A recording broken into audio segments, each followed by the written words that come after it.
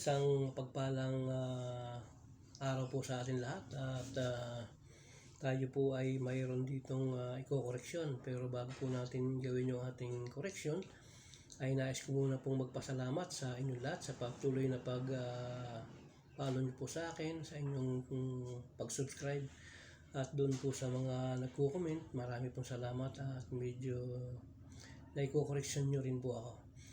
Shoutout nga pala kay Realidad 370 Lods, Master, okay ka? Salamat sa iyong pag-comment sa aking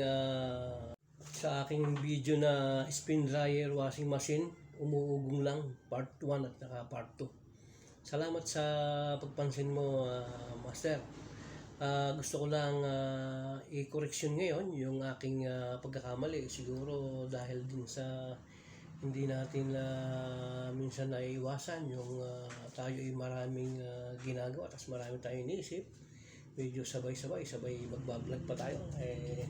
Hindi natin naiiwasan na tayo magkamali. Pero yan pong mga ganyang bagay ay nire-review ko naman po at nais ko lang pong humingi talaga sa inyo ng kaunting pamanhin dun sa aking pagkakamali. Pero ngayon ay atin pong ni-review yung ating video na yon at i-correction po natin. So ipapaliwanag ko po sa inyo yung tamang pagkuha ng common starting sa maging sa spin motor o compressor, dahil pagka single phase naman at yan ay common starting, halos parehas lang ang kanilang connection. Kung sa compressor nga lang ginamitan siya ng relay, dito naman sa ating mga spin motor ay ang ginamit natin dyan ay capacitor. So ito po yung correction. Una, ako po ay muling humihingi sa inyo ng paumanhin. Ito po yung correction ng video.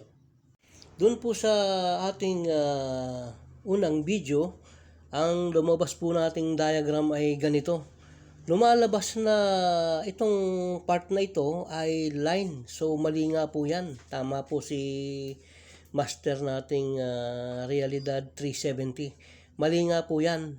Yan, mali po yan. Kaya nilagyan ko na po ng ikis. Mali po itong diagram na ito. So ito po yung tama. Kung ganito po yung forma ng ating diagram, ayan. Itong dulo at saka itong winding na ito, at saka yung winding na yan, yung magkabilang yan, yan po yung pinaka lumalabas na common kasi magkadugtong yan dyan Yan, magmula dito papunta doon. Magkadugtong yan. So yan ang lalabas na common at yan ang magiging line 1. Doon sa atin pong binidyo na bagong motor, lumalabas sa kanyang common ay 248.6 ohms. At doon naman sa kanyang running ay lumalabas na 84.2 ohms at sa kanyang starting ay 164.8 ohms. So kung atin pong papansinin na mas mataas itong common sa lahat kasi nga itong starting at saka itong running, yan po yung total ng dalawang ito. So kaya yun po. Ngayon yung ating starting naman, pagdating sa starting, alam naman natin na kung nga itong starting winding natin ay marami itong turn nung starting kasi dati nagre-rewind din po ako kasi ng mga motor itong starting winding natin, ang winding po niyan medyo maliliit kaysa dito sa running winding, kaya marami pong turn ito. Kaya itong starting, mataas yung kanyang resistance. Mapapansin natin. Ito, palibhasa itong running ay malalaki yung kanyang winding, kakaunti lang yung turn niya, kaya mababa. So, yan po yung magiging connection. So, ito na. Yung starting, lagi pong nagsusulo yan. Tatandaan natin pagdating po sa connection. Lagi pong nagsusulo yan. Ito yung kanyang capacitor. Yung namang running, lagi pong nakasama yan. Dalawa yan. Isa dun sa capacitor, isa dito sa running. Yan yung magiging line to. So, kung babaliktarin natin ito, itong diagram na to, iko-correction natin, ganito po yung lalabas niyan. Ito. Yung common ay nasa ilalim. Ay dito, mali No, pansinin nyo, mali. So, dito, yung common nasa ilalim. Pagkatapos yung starting niya, ayun, nandun sa ilalim, sa gitna. Nagsusulo siya. Pagkatapos yung running, ayun, nasa itaas. So, ang lalabas na line 2 at saka line 1, so yan. So, ganyan lang po. Nais ko lang pong i-correction yung aking pagkakamali at salamat po sa inyong patuloy na pag-suporta sa akin at pag-comment. Tayo naman po ay bilang technician ay marunong po tayong tumanggap ng ating mga pagkakamali. Ano po? Para po sa ikatututo ng marami.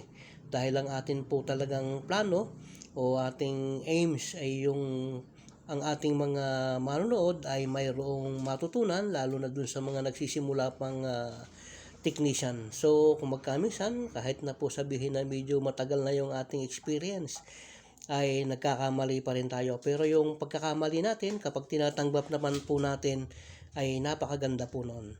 Ano po? Para sa inyong ikatututo. So, maraming salamat po at isang mapagpalang araw po sa ating lahat at nawa po ang pagpapala at ang biyaya ng Panginoon ay sumaating lahat. Maraming pong salamat at shoutout po sa inyong lahat, lalo na kay Lods at Realidad 370. Salamat, Lods, Master.